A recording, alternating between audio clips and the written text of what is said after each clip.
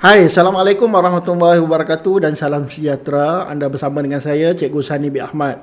Alhamdulillah kita dapat bertemu lagi dan insyaAllah kita akan teruskan dengan sesi pembelajaran kita. Dan insyaAllah kita akan bawa dalam tajuk yang berkaitan dengan kepentingan fotosintesis pada persekitaran lah, kita kata tengok, ataupun pada hidupan lah. Sebelum tu saya suka nak ingatkan, pastikan anda subscribe pada channel Cikgu Sani. Just buka YouTube, YouTube, dan tulis Cikgu Sani dan akan keluar gambar macam ni. Klik subscribe pada yang belum subscribe.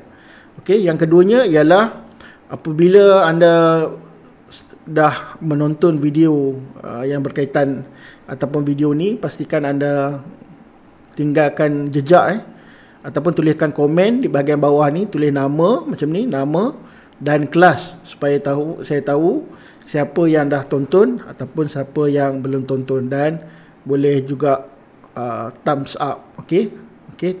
Thumbs up lah. Itu untuk ingatan bagi YouTube.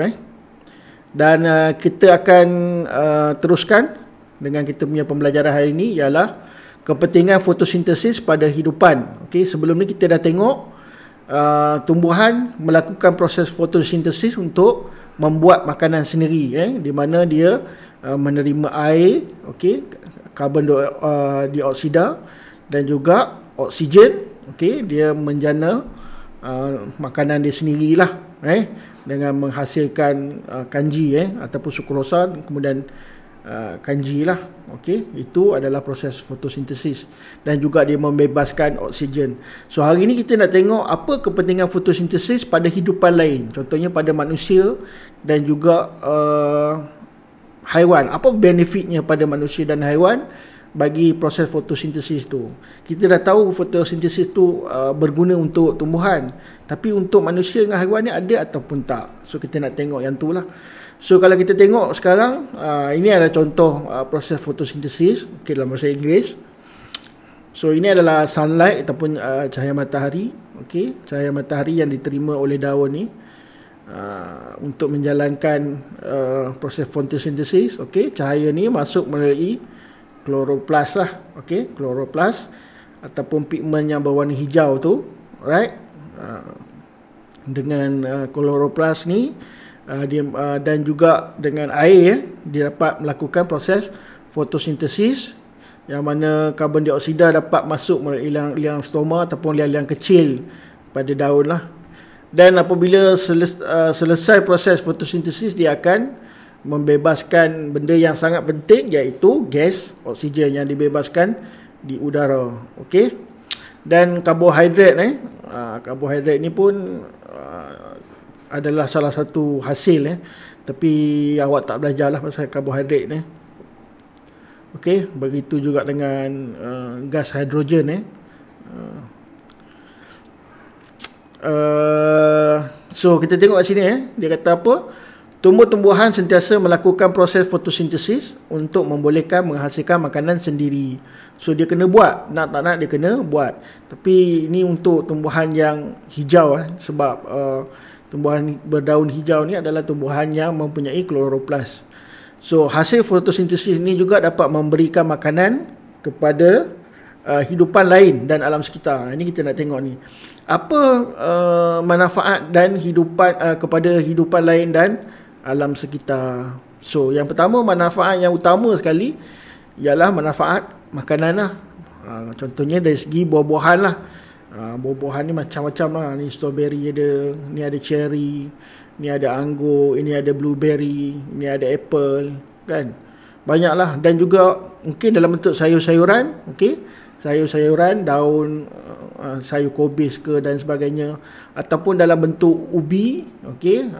Ubi ni banyak lah yang dalam tanah, kan? Itu adalah manfaat makanan kepada manusia lah. Yang kedua adalah oksigen. Ini paling penting sekali.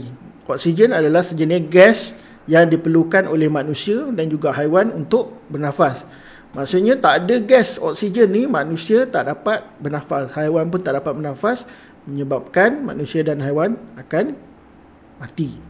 So nak tak nak manusia dan haiwan sangat perlukan oksigen. Jadi tumbuhan apabila melakukan proses fotosintesis, dia membebaskan gas oksigen.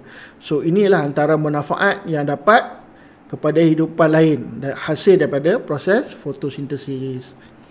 So mengapakah fotosintesis penting kepada hidupan? Okey, fotosintesis penting kepada hidupan kerana dapat membekalkan sumber makanan, tadi macam buah-buahan, sayuran dan sebagainya, memberikan sumber oksigen, tu oksigen, okey, untuk pernafasan, dan mengekalkan keseimbangan udara di dalam ni, maksudnya dalam dunia lah. Kalau tak adanya tumbuhan melakukan proses fotosintesis, maksud dia dunia ni akan penuh dengan karbon dioksida. Manusia ni dia membebaskan karbon dioksida, haiwan membebaskan karbon dioksida, hanya tumbuhan yang ambil ataupun intake ataupun sedut. Kalau tumbuhan tak melakukan proses fotosintesis yang mana dia memerlukan karbon dioksida, maka dalam udara kita akan penuh dengan karbon dioksida. Dan juga apabila tumbuhan tak melakukan proses fotosintesis, apa yang berlaku ialah oksigen tak ada dalam udara. Ini akan menyebabkan kita punya dunia ni tak seimbang lah dari segi oksigen dan karbon dioksida. Alright. So quiz, senang saja. Dah selesai dah tadi. So kita masuk quiz. So jawab soalan berikut dalam buku sains atau kertas dan simpan dalam fail. Macam saya sebut, sediakan satu fail, masukkan dalam fail. Okey.